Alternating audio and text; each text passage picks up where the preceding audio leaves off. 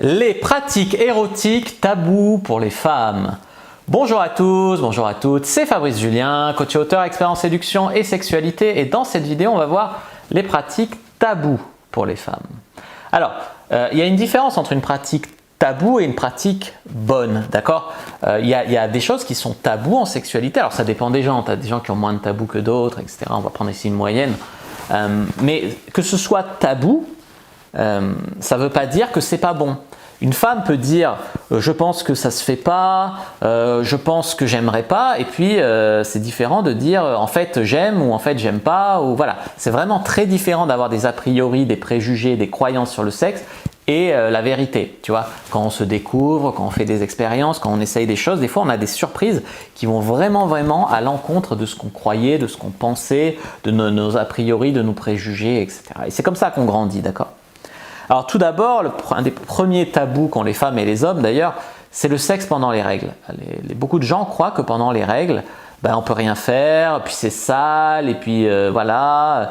Non, une femme pendant les règles, elle peut faire l'amour, elle peut, elle peut sucer, elle peut, voilà. Moi j'ai même déjà fait des cunis à des meufs qui avaient un tampon, voilà, ça sort pas le sang, ça te saute pas à la gueule. Effectivement, j'aurais pas léché du sang, mais tu vois ce que je veux dire. Après, on peut baiser avec une capote, sous la douche, les pieds dans l'eau. Enfin, il y a moyen de faire l'amour avec les règles et que ce soit bon. Il y a même aujourd'hui des petites éponges qui se mettent au fond du vagin et qui retiennent le sang pendant un rapport sexuel.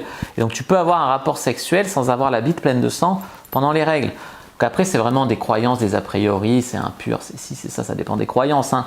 Mais le sexe pendant les règles, voilà un gros tabou qui, pour moi, n'a pas forcément lieu d'être. En conseil numéro 2, la sodomie. Encore une pratique vraiment taboue. Beaucoup de femmes ne veulent pas faire la sodomie. Il y a des hommes qui veulent bien sodomiser une meuf comme ça, mais ils ne veulent pas sodomiser leur femme parce que, oulala, c'est un manque de respect, c'est sale, c'est ci, c'est ça. J'ai déjà pratiqué la sodomie, et ma bite elle n'est pas ressortie pleine de merde. Alors il y a peut-être des femmes où tu ressors plein de merde. J'ai eu quelques partenaires avec qui je l'ai fait. Ce n'est jamais arrivé. Et puis au pire, tu mets une capote si c'est ça que tu crains. La sodomie, ça ne fait pas forcément mal, ça dépend comment c'est fait, c'est du sexe autrement. D'ailleurs, on peut le faire pendant les règles, ça peut être une alternative à la chatte, voilà. Mais la sodomie, c'est vraiment une pratique taboue. Mais alors, il y a des femmes, par contre, qui ne jurent que par la sodomie. Elles peuvent avoir des orgasmes pratiquement que comme ça. En tout cas, c'est ce qu'elles préfèrent. Donc, tu as des femmes, et puis si elles essayaient, après, c'est presque ce qu'elles préféreraient, tu vois. Après, je ne dis pas que toutes les femmes, c'est plus un fantasme d'homme que de femme, la sodomie. Mais quand même, des fois, il ne faut pas dire « Fontaine, je ne boirai pas de ton eau alors que ce n'est pas une femme fontaine », tu vois ce que j'ai envie de te dire. En 3, la masturbation. Alors, beaucoup de femmes pensent que c'est mal de se masturber, etc. Bon, néanmoins, il y a de plus en plus de femmes qui se masturbent. Mais il y a beaucoup de femmes pour qui c'est tabou de se masturber devant un homme. Déjà, moi, je trouve ça super excitant, une femme qui se masturbe devant moi. Et ensuite, une femme qui se masturbe, même pendant la pénétration et tout, ça peut l'accompagner à l'orgasme, ça peut la débloquer. Tu as la pénétration, en plus elle se touche, elle se connaît un peu et elle se fait jouir. Elle s'accompagne à l'orgasme, elle se fait jouir beaucoup plus facilement. Vous faites un travail d'équipe, vous la pénétration, elle la masturbation, et pour qu'elle parvienne à l'orgasme très fort, tu vois. Et donc beaucoup de femmes, pourtant, elles n'osent pas. Alors c'est un problème de lâcher prise, c'est un problème de timidité, de croyance, de ci, de ça. Pourtant, beaucoup d'hommes sont excités par une femme qui se masturbe. Numéro 4. Les sextoys. Alors les sextoys, bon, il y a des femmes qui ont peur du sextoy, il est trop gros, il va faire mal, etc. Mais c'est surtout, encore une fois, le sextoy avec un homme. C'est souvent, soit on baise avec un mec, soit on baise avec un sextoy. Et le sextoy, ça peut être un outil qui peut vous accompagner, tout comme un mec qui peut mettre un cock ring. Une femme, elle peut utiliser un sextoy en plus du rapport, pendant le rapport, avant le rapport pour se préparer, ou après le rapport pour se finir, ou pendant pour faire plusieurs sensations pour s'exciter avec l'homme, tu vois. C'est pas tabou le sextoy quand on a un partenaire. Voilà. C'est pas un truc qu'on doit faire forcément en cachette, etc.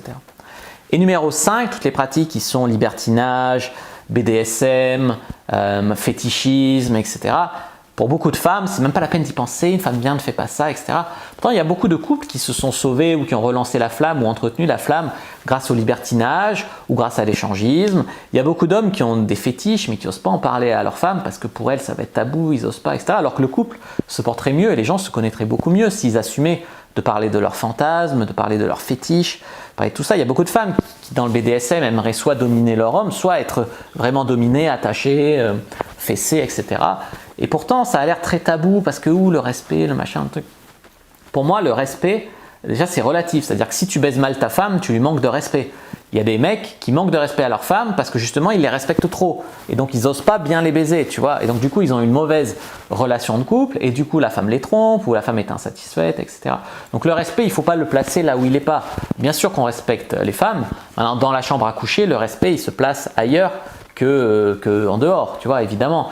Donc, le respect, pour moi, dans le lit, c'est lui faire ce qu'elle aime. Même si ce qu'elle aime, c'est un peu trash, tu vois. Voilà. N'hésitez pas à mettre un like sous la vidéo si elle vous a plu, n'hésitez pas à communiquer entre vous, n'hésitez pas à commenter, si vous avez des questions, je répondrai avec grand plaisir.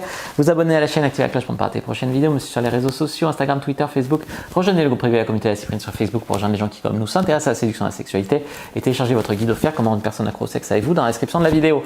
Moi, je vous dis à bientôt et que le dieu de la séduction et de la sexualité soit avec vous.